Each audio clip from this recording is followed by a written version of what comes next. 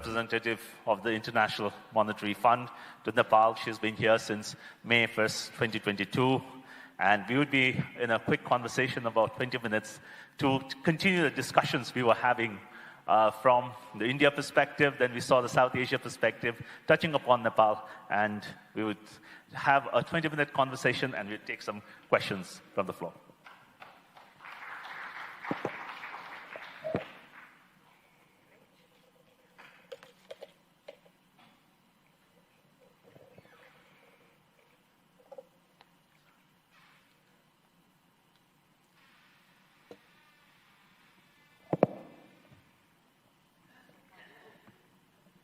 Okay, I think we just want to make this a more of a, we've been having too many panel discussions for the past a week in 10 days. So we said, let's do a conversation.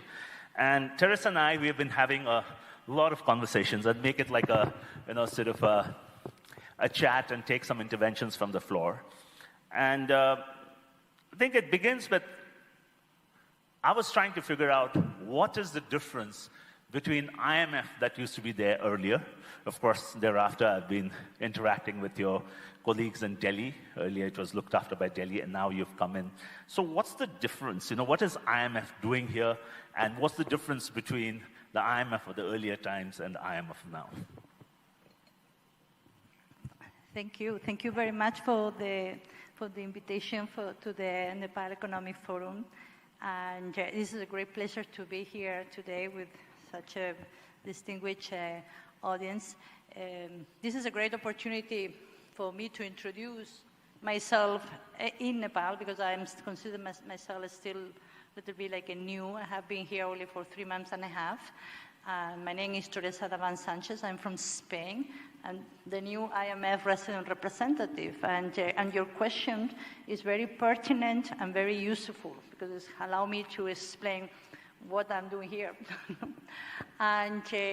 And then for that, I think it's good to look at the relationship of the IMF with Nepal. Nepal is a member of the IMF, and since the 60s, and we have a very long and very fruitful relationship, as we do with other member countries. And until 2010, we have an office here with the resident representative that probably some of you has met with my previous colleagues. We did a lot of work with Nepal when Nepal was a low-income country that had different challenges. And my understanding from the records is that it was a very successful interaction. And then Nepal, with the cooperation also with other agencies, definitely World Bank and other development partners, make a leapfrog and pass this stage. And after that, maybe because Nepal was not in trouble, because the authorities were not that interested, I don't know, there may be different factors, and Nepal business with the IMF were conducted from the office in India, and we just have some delegation visiting Nepal by every year to do this, what we call the Article 4 consultation, with an assessment of the economy every year, some technical assistance. So it was a little bit much different, lighter type of engagement. But I think that COVID had changed everything. COVID had changed, it was mentioned before in other intervention. We have realized that it was a major shock. When there are this type of shocks, countries that are vulnerable, like Nepal, and they needed and they wanted a stronger engagement with the fund. And then the relationship changed in the sense that the fund provides rapid financial facility to Nepal. And there was also the SDR allocation that probably you know, also other sources that were provided quickly. And the engagement in terms of policy dialogue and technical assistance during the COVID, that was very scary time, increased. And then as a result, the culmination of all of this was for Nepal to engage in what we call an IMF program. 3 years IMF program is called Extended Credit Facility that is aimed, we can discuss that in other questions, maybe to to allow for the discussion, but it basically is helping Nepal to recover from COVID. But it's not easy. Recovery is not that just mudding through and putting the economy on automatic pilot. You need good macroeconomic management and a lot of reforms that could help Nepal to have a stronger policy making and prepare for potential other shocks. No? So that's why the authorities requested the reopening of the office, and I am here, and I'm very, very glad to be in Nepal. Thanks. I think it's good to have IMF back in the new avatar, and we're having these conversations. And it's also, we tend to sort of not really understand the role of IMF, and I think it was very interesting when we were having these conversations as to how the earlier version was so different than the version now. But at the same time, one of the questions that keep coming up is that people ask me, I interact with your Article 4 missions, so what are they, what do they do, and how is it related to the work IMF does here? The Article 4, missions come in, and what do they do?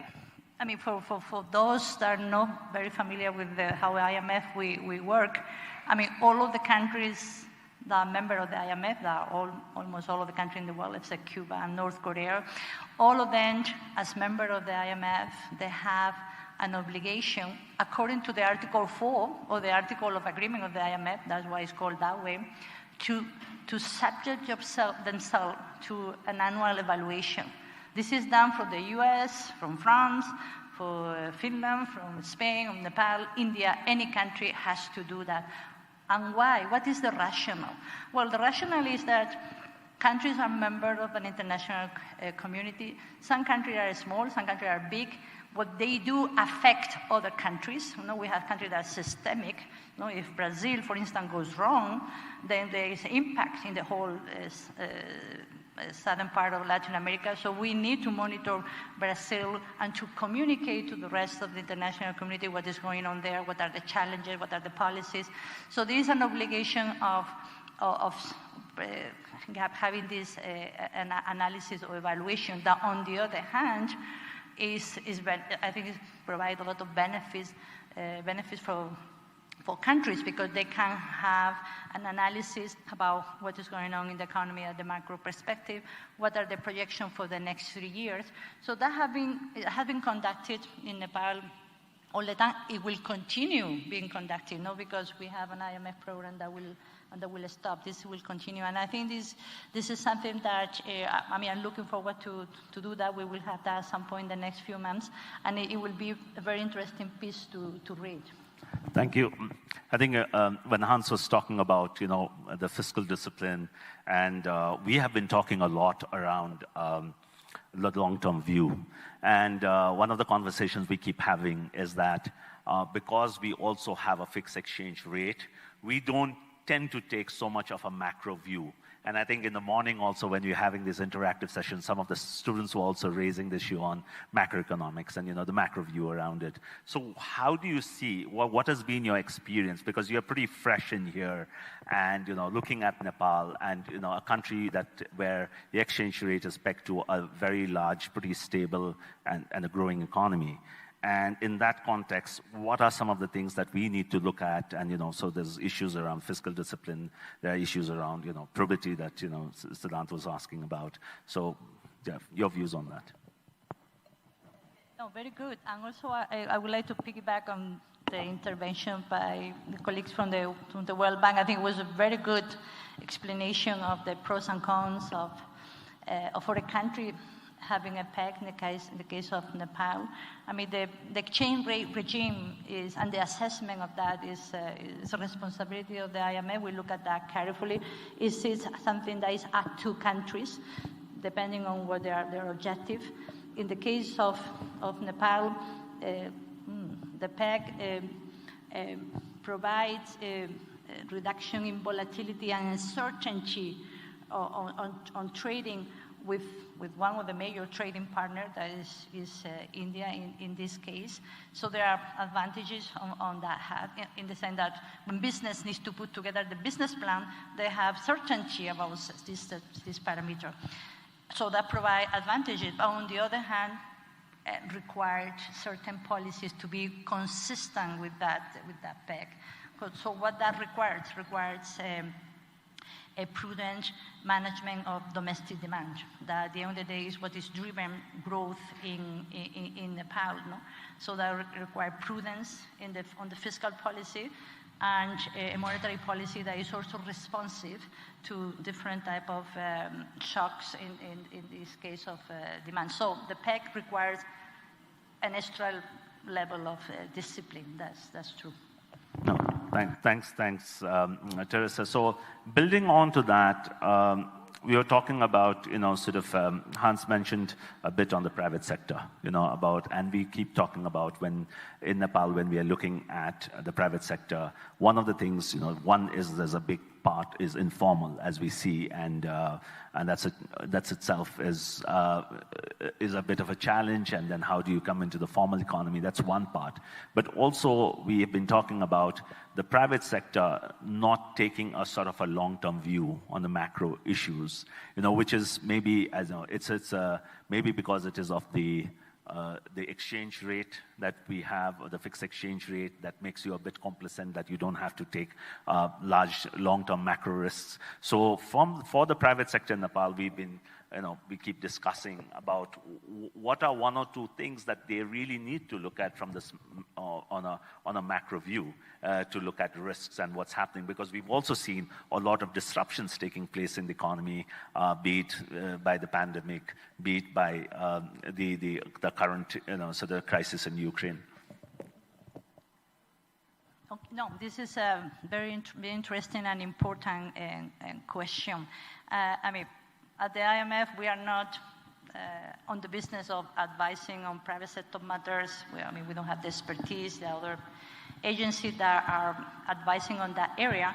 However, our responsibility and our work with the government is to provide macroeconomic stability and certainty at the macro level that is a precondition for the business sectors to feel comfortable and to do their business. And this is the experience across the world. No? When you have countries that are well managed on the macroeconomic perspective, there is a credible central bank that have a monetary policy that everybody understands, everybody knows how they are going to react if something happens. They understand the mechanism. There is a budget that everybody sees.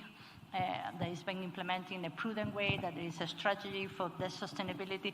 All of these pieces of information, and when they are coming as a part of the routine, then everybody understands how they work, then business people, and that we have seen that in many countries, they feel more comfortable when they have to make their decisions. When these elements on the policy making are not there or are not as developed, then there is uncertainty. When there is uncertainty, business people feel that they have to only think about the next 2 years, because beyond that, who knows what is going on. There is no maybe insurance mechanism, there is no hedging mechanism. So financial sector is another area in which we also need to work to develop further. So at the end of the day, you have all of these elements that are part of the elements of the IMF program that we have now in place with the government of Nepal. So then business sectors is going to flourish. No, thanks. Also yesterday, as we were launching the climate change development report right here for the World Bank, the issues around hydro, the hedging, the lack of tools for hedging came up, and I think that is a major issue that comes in the long-term view a private sector needs to take. So maybe we'll shift a bit of gears, and related to that is you've spent time in Pakistan, and that's a country we don't know much about here, but of course, from part of the work we do across Asia, we get to read about it. What are some of the things you have found very different when you look at Pakistan to here, or some of the things from Pakistan you'd like to share that's very interesting, that would be useful for the audience here? It's a very interesting question, because I make a lot of self-reflection myself on that. It's a bit inevitable, no? So the first thing is that you come to Nepal and you feel in the region. You know, I start to recognizing a lot of words that you have in common with Urdu, and then the food is the same. So there is a culture that is behind that is the same. And this familiarity has been very welcoming to me. No? So a lot of people ask me when I go to a restaurant, oh, this is very spicy for you, madam. No, I live in Pakistan. So I am completely vaccinated against spicy food. So this familiarity has been very helpful. And it's making me feel a little bit at home. And the history, I'm just also discovering all of the connection in the region. It's fascinating. But on the other hand, I'm more related to my job. We are talking about very different countries, but both of them very challenging, and I'm really embracing with great enthusiasm Nepal. The case of Pakistan is a big emerging market with it's a continent, It's not a country.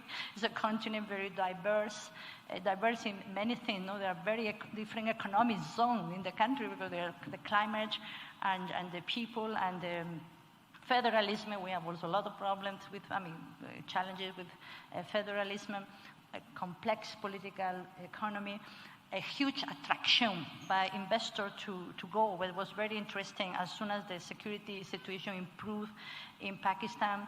So I learned a lot, and it was a very challenging assignment in that sense. In the case of Nepal, some of the challenges are similar, but the scale is different. So Nepal is much more smaller, and the country that is a landlocked country is very interesting. That reminds me my other assignment in Armenia. I was in Armenia before Pakistan. Being a landlocked country poses specific challenges to a country. And this is something that needs to be recognized by policies. And but a country, in the case of Nepal, in a very interesting transition from being a low-income country, remote, maybe with focus on different issues, that now is transitioning to middle-income country status, and how the country and how we could contribute to develop these institutions, as I mentioned before, in the policy making, central bank, the budget, financial sector, for Nepal really to unleash all of the growth opportunities that are there, and they are going to happen. So I think there's very interesting two experiencing Pakistan and Nepal. I'm really looking forward to fall in love with Nepal, as I did with Pakistan.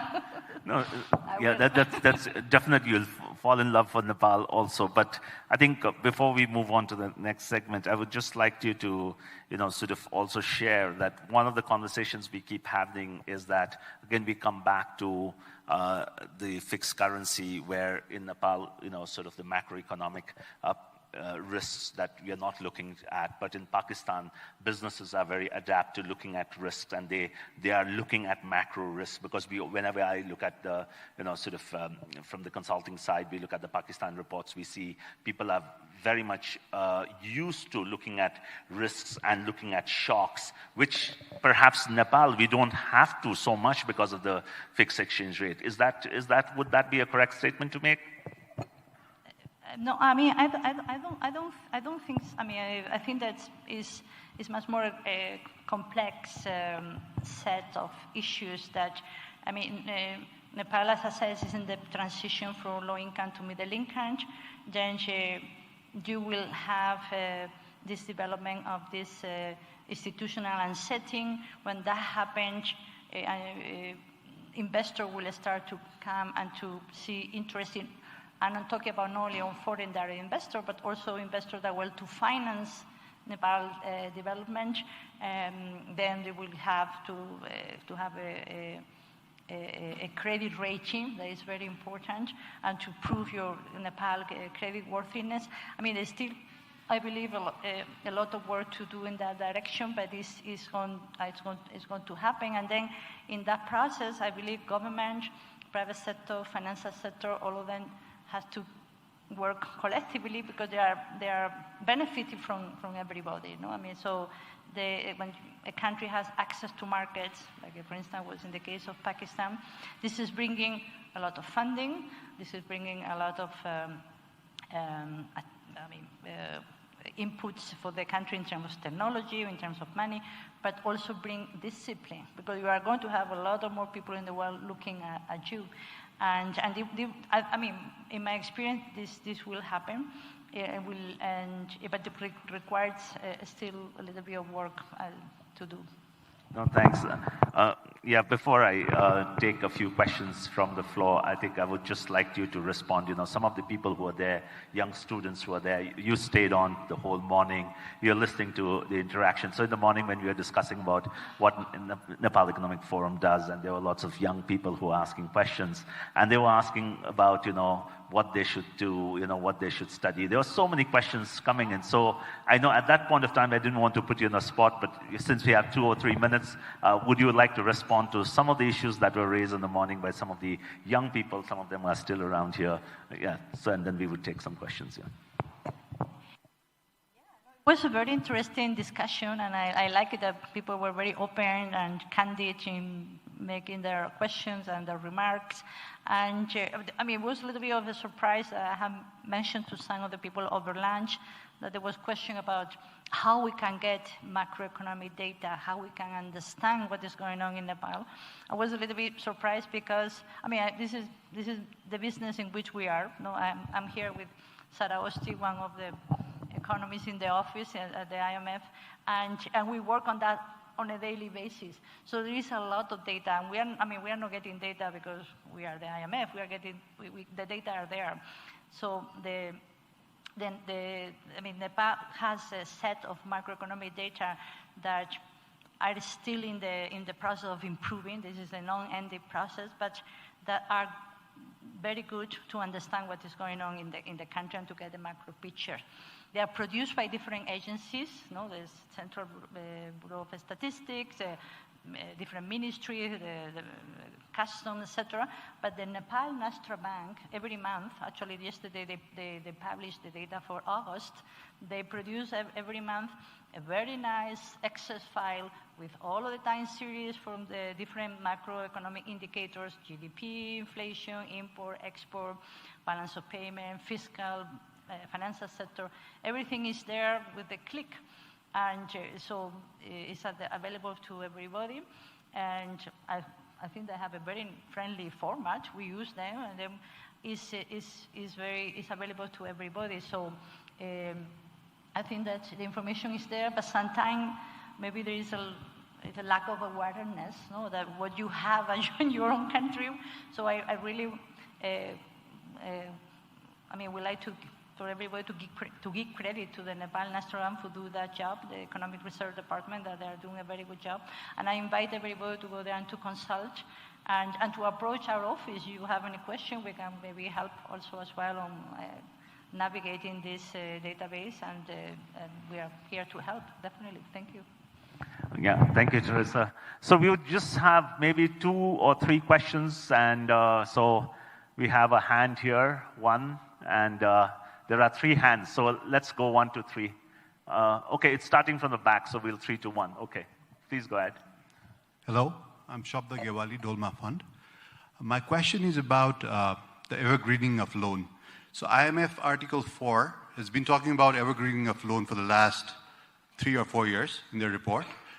With recent, the banking issues, the liquidity issues in the country, what's the IMF view on the evergreening of loan and the non-performing assets of banks? Thank you.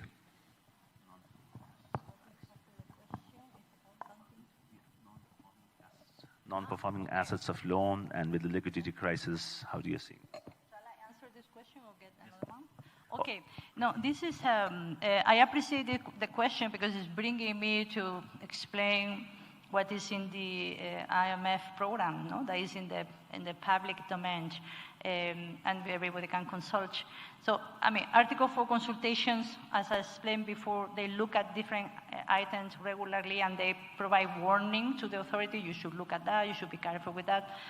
Financial sector matters has been there all the time.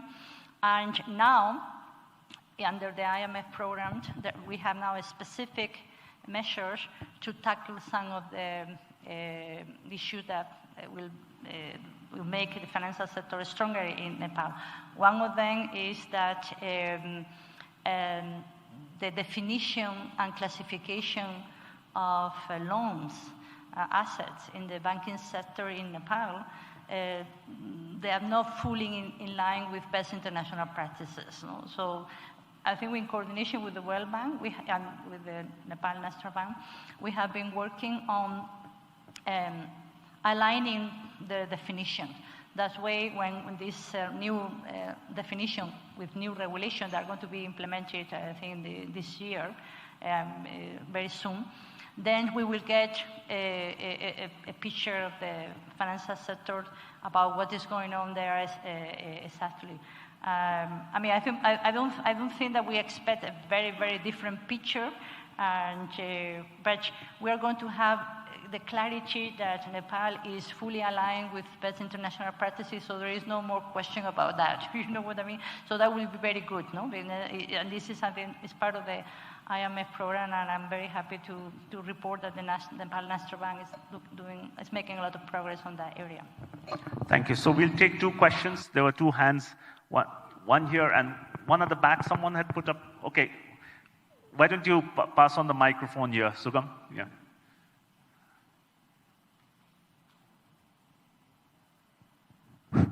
Okay, have to get up. Hi, I'm Asha Dixit, Nepal Economic Forum. The World Bank representatives talked about the need to move away from these blunt tools or the command and control. Can you share, how the IMF is thinking about helping the central bank kind of move into more precision in their policymaking and in their directives? Maybe more on kind of operationally how you're thinking about supporting.